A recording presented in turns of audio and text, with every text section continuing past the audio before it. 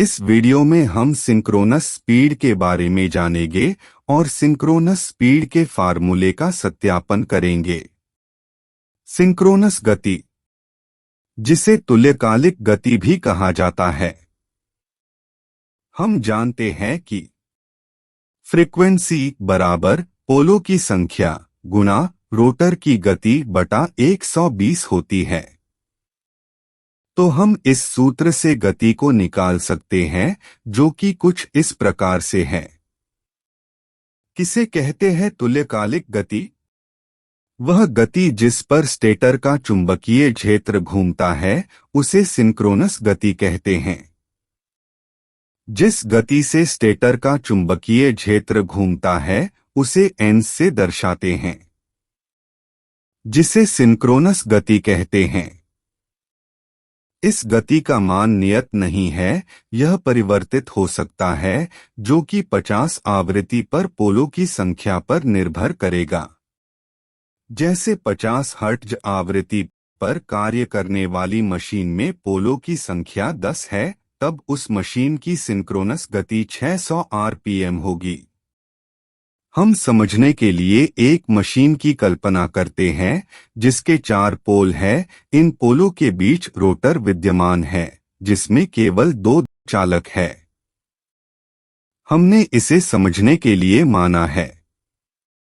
जब हम स्टेटर को एसी सप्लाई से जोड़ते हैं, तब उसमें अपने आप धारा की दिशा परिवर्तन से ध्रुवों में परिवर्तन होने लगता है, जिससे स्टेटर घूमता हुआ प्रतीत होता है। स्टेटर के एक पूर्ण घुमाव अर्थात 360 डिग्री पर हर 90 डिग्री पर रोटर और स्टेटर को रोक कर देखें तो कुछ निम्न स्थिति हमें मिलती है, जिसे हम स्टेप वाइज समझते हैं, और इसी से हम सिंक्रोनस गति के उस सूत्र की उत्पत्ति को समझ पाएंगे या सूत्र का सत्यापन कर पाएंगे।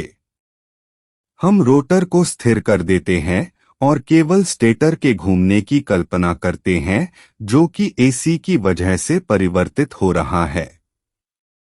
स्टेप ए, माना घूमते हुए पोलों को हमने ए स्थिति पर रोका है, जिसे आप इस चित्र में देख सकते हैं। इस स्थिति में रोटर के दोनों चालक एस ध्रुव के संपर्क में हैं, तो इन चालकों में धारा की दिशा अंदर की ओर है। स्टेप बी में देखें। अब हम केवल पोलों को एक स्टेप आगे की ओर 90 डिग्री घुमा देते हैं, तो वही 2 चालक अब एन ध्रुव के संपर्क में आ गए हैं।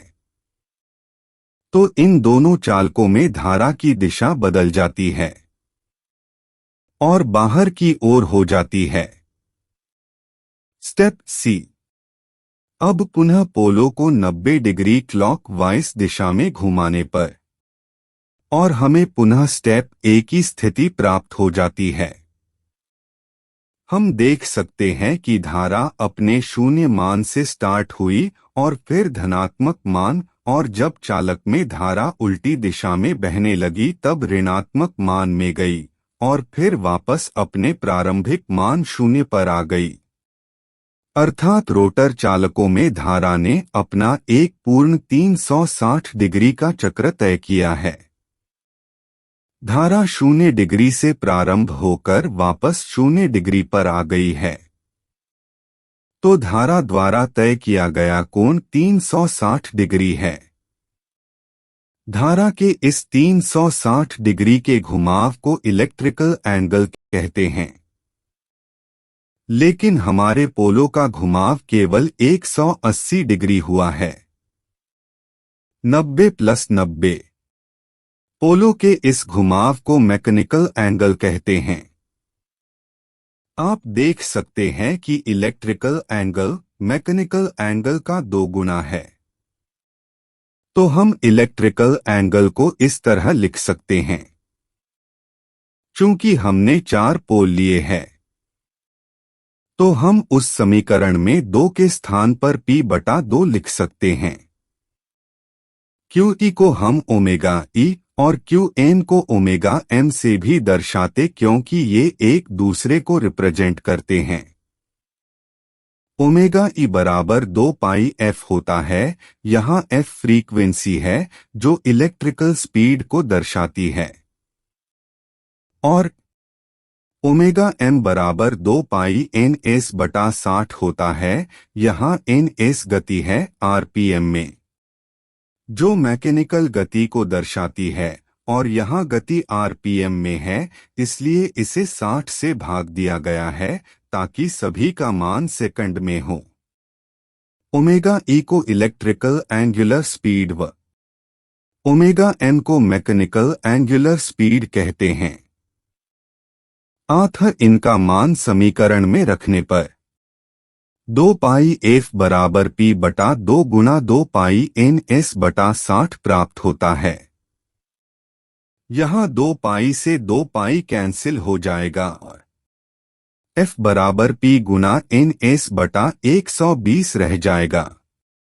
यह सूत्र सिंक्रोनस स्पीड पर आवृत्ति का सूत्र है और इसी से हम सिंक्रोनस गति का सूत्र ज्ञात हो जाता है जो कि इस प्रकार है।